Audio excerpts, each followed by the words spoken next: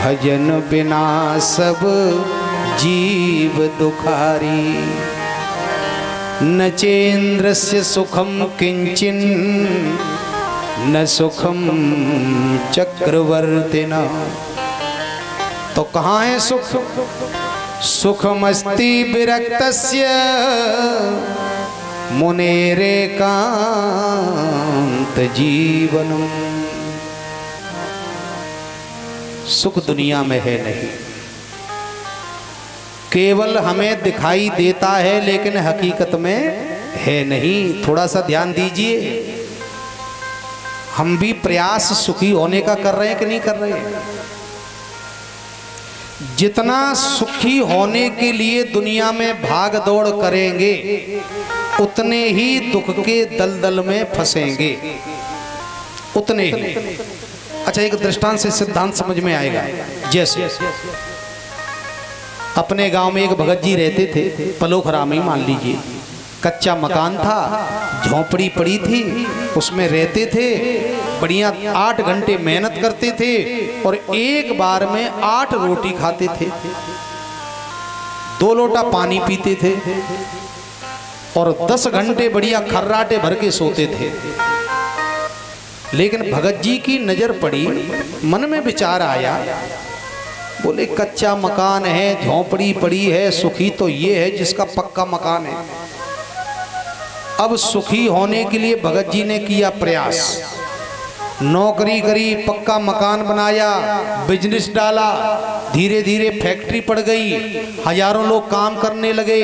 धीरे धीरे दिल्ली में मकान बन गया, बंबई में मकान हो गया, शेयर मार्केट में नाम भी हो गया, कलकत्ता में मकान हो गया। कहने का मतलब स्थिति 80 वर्ष में ये बन गई कि सुबह का नाश्ता करते हैं दिल्ली में और दोपहर का विश्राम करते हैं बंबई में और शाम का भोजन करते हैं कलकत्ता। सुखी होने के लिए घर से निकले। लेकिन गांव के एक व्यक्ति ने विचार किया कि हमारे पड़ोसी सुखी होने के लिए गए थे, 80 वर्ष हो गए, जरा मिले तो सही। और जब भगत जी ने पता लगाया तो बंबई में साहब मिले। अब बंबई में मिले तो उनका बड़ा स्वागत किया क्योंकि बचपन के मित्र हैं। दोनों आपस में मिले, चर्चा हुई। गांव के भगत जी ने पूछा, कहो मित्र, तुम घर से निकले थे सुखी होने के लिए, कितने सुखी हो गए, कितना धन है? मित्र ने कहा, क्या बताऊं साहब, अरबों की संपत्ति है। अच्छा, तब तो सुखी हो गए होगे। मित्र ने कहा, बस ये मत पूछो, संपत्ति तो अरबों की है लेकिन सुखी की अगर बात कहोगे तो बात बिल्कुल अलग है। क्यों? बोले जब हम गांव में रहते थे कच्चे मकान में एक बार में 8 रोटी खाते थे, लेकिन अब हालत ये हो गई कि संपत्ति करोड़ों की है लेकिन मुश्किल से 2 रूखे फुल्का, घी लगा करके नहीं, 2 फुल्का, वो भी रूखे, वो भी किसी मटर पनीर से नहीं, मूंग के दाल के पानी से खाते। जरा विचार करिए, करोड़ों की संपत्ति मिल गई तो गांठ का भोजन गया कि नहीं गया? मित्र कहते हैं कि जो भोजन में एक बार में 8 रोटी खाता था लेकिन मुश्किल से 2 रोटी खा पाते हैं, गांठ का भोजन भी चला गया। क्यों भाई, बढ़िया बढ़िया माल क्यों नहीं छान रहे? पैसा बहुत है। अरे बोले डॉक्टर ने मना कर दिया, जिस दिन घी खा लोगे, जिस दिन मिठाई खा लोगे, उसी दिन दुनिया से चले जाओगे। सब कुछ है लेकिन नहीं खा पा रहे हैं, गांठ का सुखता भोजन का वो भी चला गया। चलो कोई बात नहीं, 2 रोटी खा करके मस्ती में सोते तो हो। भगत जी ने कहा, बस ये भी मत पूछो। क्यों? बोले मैं जब घर में था तब 10 घंटे सोता था, अब बोले 4 गोली नींद की खाते हैं तब जैसे तैसे 1.5 या 2 घंटे नींद आती है। तो सुखी होने के लिए घर से निकले, गांठ का भोजन और गांठ की नींद वो भी चली गई। जरा विचार करिए, हम कितने दुर्जीवन में सुखी हो गए। ये हर किसी की हालत है, केवल दृष्टांत नहीं है, हर व्यक्ति की हालत ये है।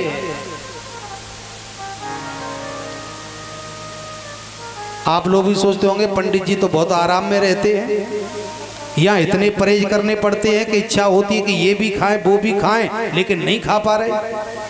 बताइए आप, क्या ये सुख है? जहां खाना पीना छूटने लगे तो समझ जाइए कि यहाँ सुख है नहीं, और हकीकत में यहाँ नहीं, पूरे संसार में सुख नहीं है, क्योंकि ये संसार है दुखालय।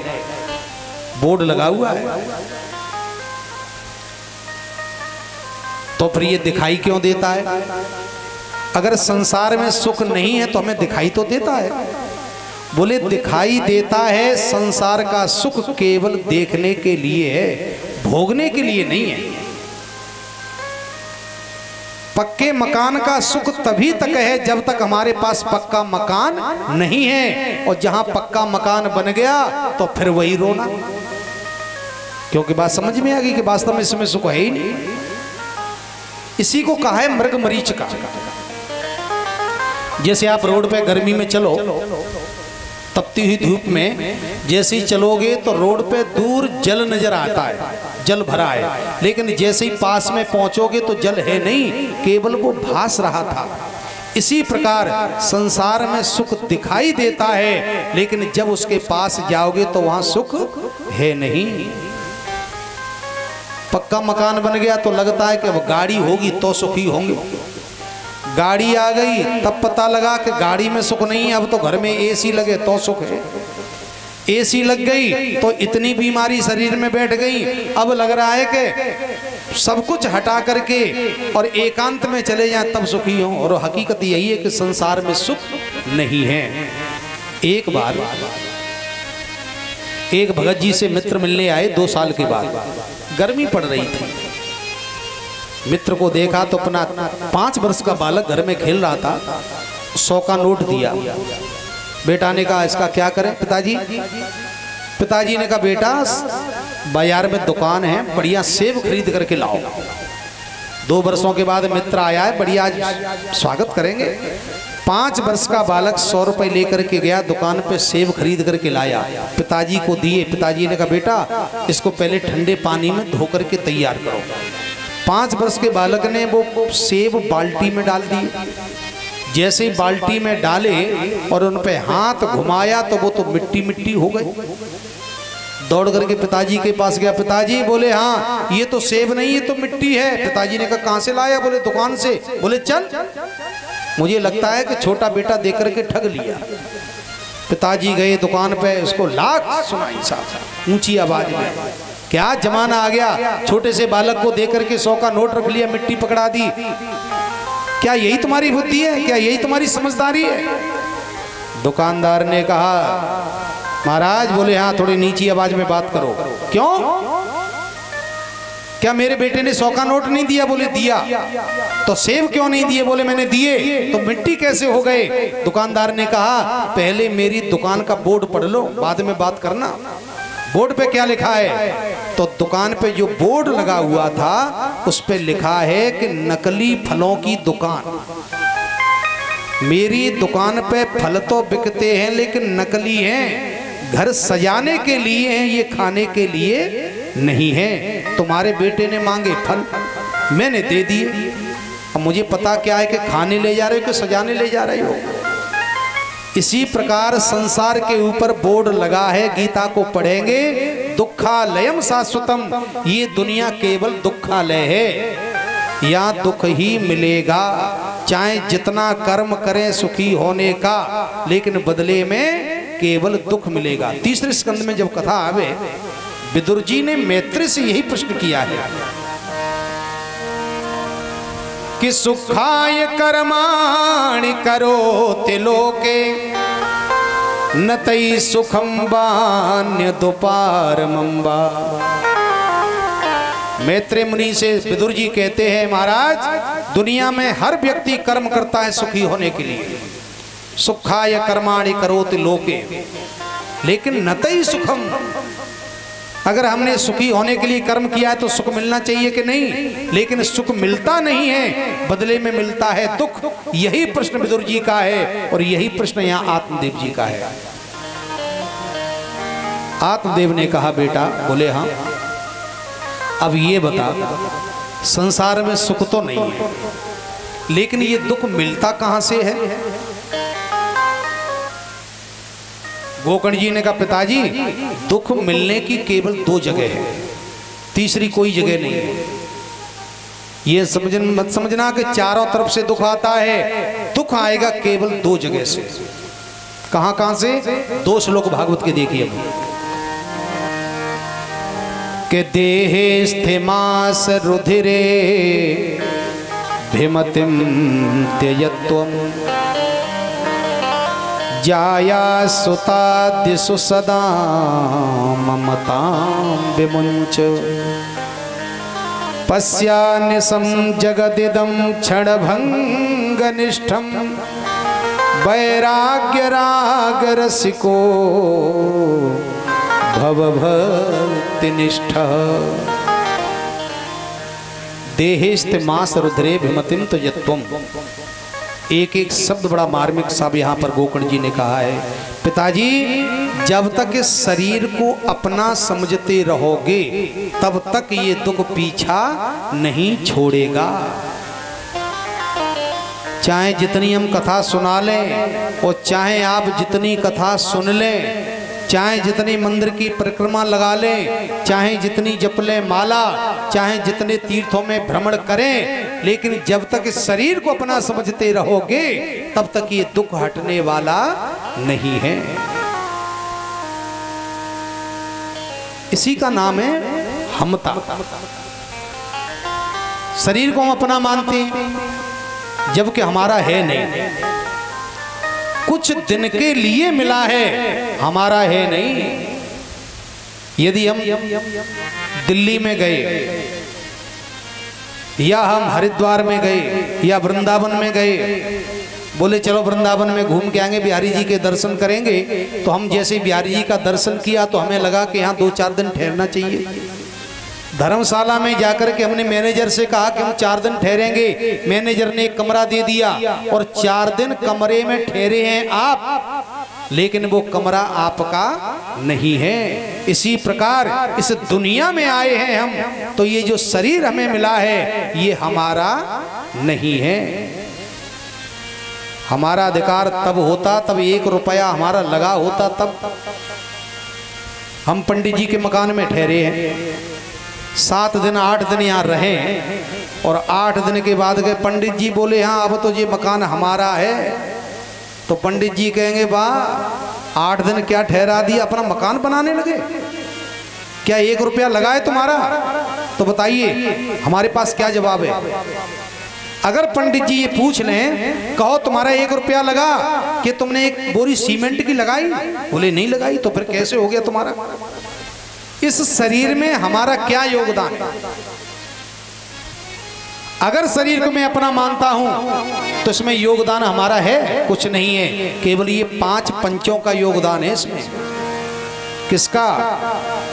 कि क्षितिजल पावक गगन समीरा, क्षितिजल पावक गगन समीरा,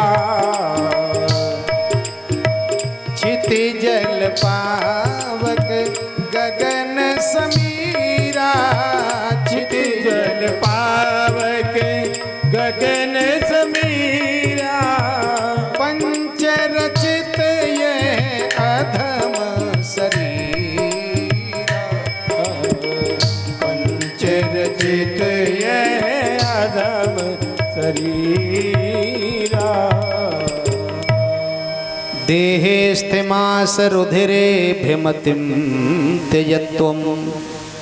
एक एक शब्द गोकर्ण जी का। पिताजी हाड़ मांस रक्त मज्जा से बना ये शरीर ये मेरा है, ऐसी हमता छोड़ दीजिए। त्यजत्वम। दूसरी बात, जाया सुता दिसुसदा ममताम विमुंच, दोनों शब्द कहे यहाँ पर। त्यजत्वम और विमुंच माने दोनों की तरह छोड़ना। शरीर मेरा है ऐसा मानना छोड़ दो। शरीर से जो संबंध है इसी का नाम है ममता। दुख कहाँ है? हर जगह नहीं है। पड़ोसी का बेटा यदि मदिरा का पान कर रहा है तो हम कहेंगे जरूर बहुत बेकार है, लेकिन हमें दुख नहीं है। जब खुद का बेटा मदिरा पान करता है दुख तब होता है। क्यों? जब तक हमारा संबंध नहीं होगा तब तक हमें दुख नहीं होगा। इसी का नाम है ममता। जैसे आज सुबह आंख खुली आपकी, आपने हाथ में अखबार लिया, अखबार में मोटे अक्षरों में एक हेडिंग लिखी हुई है, बोले आज सुबह ही सुबह दिल्ली से एक बस निकली थी, जैसे ही आ रही थी एक पुल को पार कर रही थी, बैलेंस बिगड़ गया, बस पुल के नीचे चली गई, 20 सवारी बैठी थी, सबकी सब मर गई। आपने खबर पढ़ी तो आपको दुख हुआ।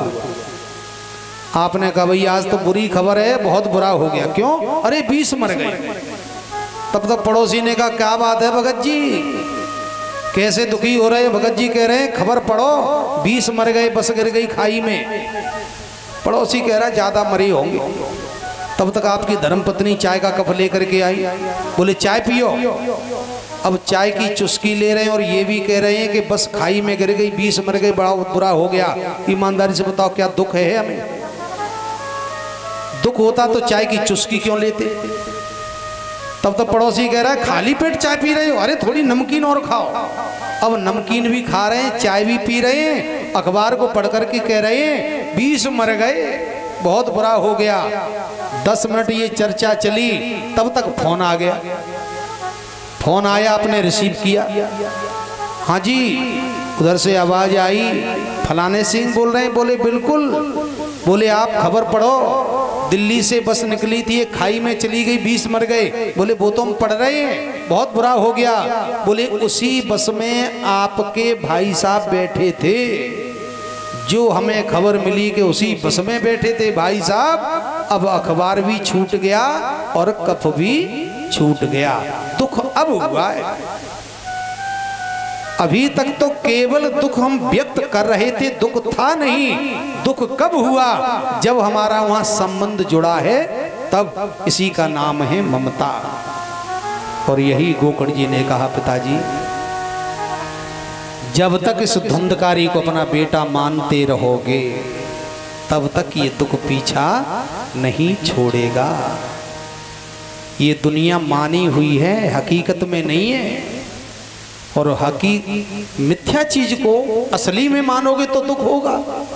ज्ञान क्या है? ज्ञान ये नहीं है कि श्लोक कितने याद हैं, ज्ञान ये नहीं है कि पुराण कितने याद हैं, ज्ञान ये है कि आपके जीवन में ममता कितनी है और ममता कितनी छोड़ चुके हैं आप। ये ज्ञान है। ये ज्ञान नहीं है कि मैं बढ़िया बढ़िया उपदेश दे करके और संपत्ति ले जा करके नाती बेटों के लिए साहब कारखाने खोलूं, बढ़िया बढ़िया साहब मकान बनवा दूं। क्या ये विवेक है? विवेक का सही मतलब यही है कि हमारा दुनिया से किनारा कितना हो रहा है, ये है ज्ञान। केवल ज्ञान की चर्चा करके दुनिया से धन ऐंठते रहे तो ध्यान रखना, इससे बड़ा दुनिया में कोई अज्ञान भी नहीं है। और ऐसे अज्ञान में जीने वाला, चाहे वो कोई पंडित हो, चाहे कोई ज्ञानी हो, चाहे कोई बैरागी हो और चाहे कोई महामंडलेश्वर हो, गांठ बांध लेना आप, केवल पतन होगा, इसके अलावा कुछ भी होने वाला नहीं है। ऐसा ज्ञान काम नहीं आएगा। ज्ञान वही है जो गोकर्ण जी ने आत्मदेव को दिया है। पिताजी दुनिया केवल मानी हुई है, हकीकत में है नहीं, केवल माना हुआ है संसार। जैसे गणित का शिक्षक जब अपने विद्यार्थी को पढ़ाता है ना, तो विद्यार्थी से कहता है लिखो, सवाल हल करो। बोले हाँ। सभी विद्यार्थी अपने अपने हाथ में पेंसिल और कॉपी लेकर के बैठे हैं। मास्टर ने बोला माना कि 500 रुपए।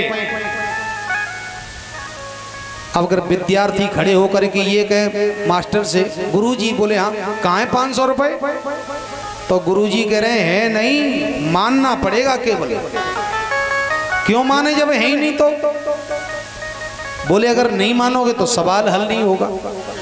सवाल हल करना है तब तक 500 रुपए मानने पड़ेंगे। इसी प्रकार जब तक ये जीवन है तब तक दुनिया को केवल मानना पड़ेगा, लेकिन हकीकत में है नहीं।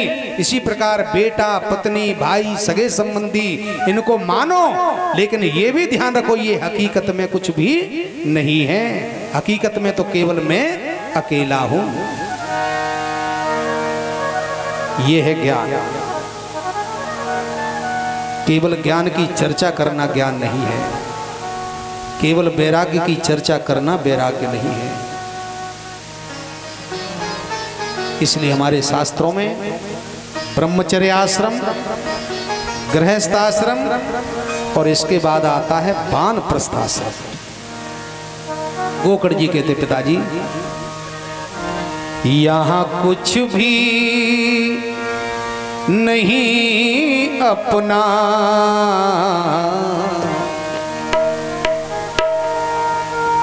अगर गोकर्ण जी का एक एक शब्द देखें तो साहब बड़ा मार्मिक लगता है। दूसरा श्लोक जो गोकर्ण जी ने कहा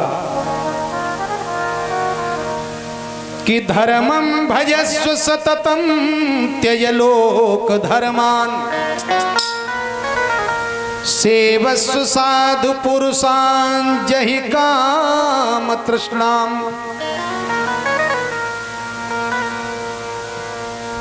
अन्यस्य दोष गुण चिंतन मासु मुक्त्वा सेवा कथा समहो नितराम पिबत्वम्। धर्मम भजस्व सततम त्यज लोक धर्मान। यहाँ दो प्रकार के धर्म बताए कि नहीं बताए? एक तरफ गोकर्ण जी कहते हैं पिताजी धर्मम भजस्व सततम, सतत धर्म का पालन करिए। हम केवल धर्म उसे मान बैठे हैं जो हमने दान दे दिया, हम समझ रहे हमने धर्म कर दिया। हमने कथा करा दी, हमने धर्म कर दिया। मंदिर बन गया, धर्म हो गया। माला जप ली, धर्म हो गया। क्या केवल यही धर्म है? यहां पर कह रहे हैं धर्मम भजस्व सततम, सतत धर्म का पालन करिए। लेकिन कैसे धर्म का पालन हो? त्यज लोक धर्मान, लोक धर्म को छोड़ते जाइए। इसका मतलब धर्म तो दो प्रकार के हैं। एक धर्म वो है जिसको पकड़ना है और एक धर्म वो है जिसे छोड़ना है। तो छोड़ने वाला धर्म क्या है और पकड़ने वाला धर्म क्या है? हम माला क्यों जप रहे हैं? माला धर्म है। पूजा क्यों कर रहे हैं? पूजा धर्म है। यज्ञ धर्म है। तीर्थ में जाना धर्म है। सेवा करना धर्म है। कथा कहना धर्म है। कथा सुनना धर्म है। लेकिन क्यों? थोड़ी देर में अभी प्रश्न आएगा सूत जी का। सूत जी ने जो उत्तर दिया है बड़ा गजब का, बड़े विस्तार से इस पर चर्चा हुई है। और यहां गोकर्ण जी ने यही कहा धर्मम भजस्व सततम त्यज लोक धर्मान।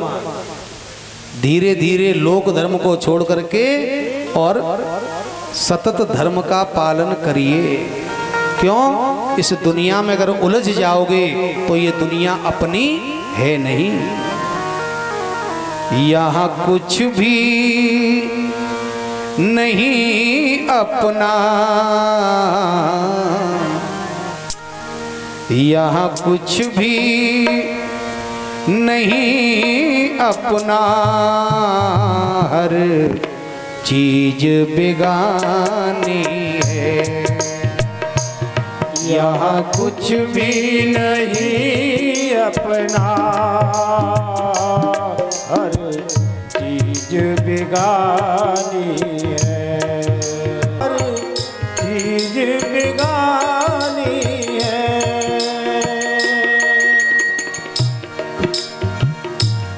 ये दुनिया तेरी भगवन, मतलब की दीवानी है। ये दुनिया तेरी भगवन, मतलब की दीवानी।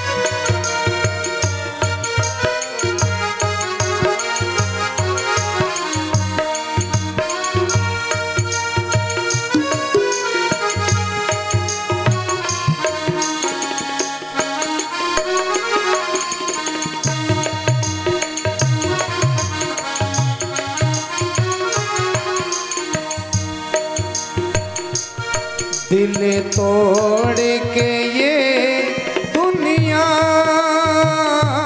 खुद खुशियाँ मनाती है। दिल तोड़ के ये दुनिया खुद खुशियाँ मनाती है। ये इतनी जालिम है जिंदा दफनाती है। ये इतनी जालिम है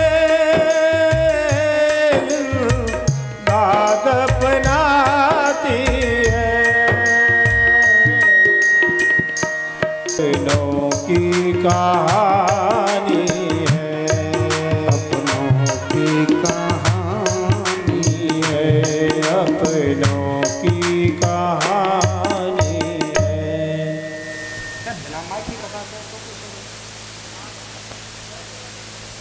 बिना माइक की कथा करें तो कैसा रहेगा?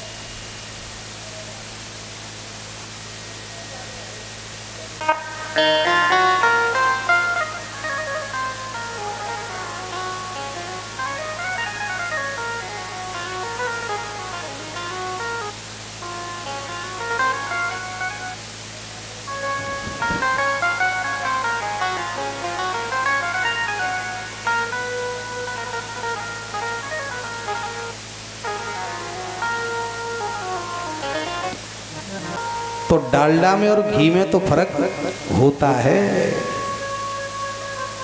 समझ लीजिए आप।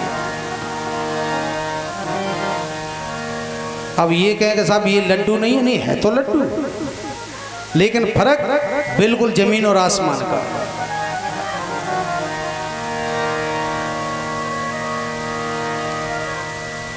अब लड्डू में अगर कोई ये कहे साहब इसमें कमी क्या है, बूंदी नहीं है, बोली बूंदी है। शक्कर नहीं है, शक्कर है, लेकिन लौटने में संशय है। जामवती जी ने कहा तो चुपचाप बैठ जाओ, क्योंकि हमें केवल भेजना नहीं है, हमें तो वापस भी बुलाना है। हमें तो जानकी जी की खबर लेनी है। कहने का मतलब जो समाज में करने लायक नहीं है वो तो हल्ला मचाते हैं, और जो करने लायक हैं वो शांत बैठते हैं। तब समाज की हालत ये होती। जामवती जी समझ गए कि जो जाने लायक नहीं है वो तो हल्ला मचा रहे हैं, और जो जाने लायक है वो चुपचाप बैठे हैं। तब जामवती जी ने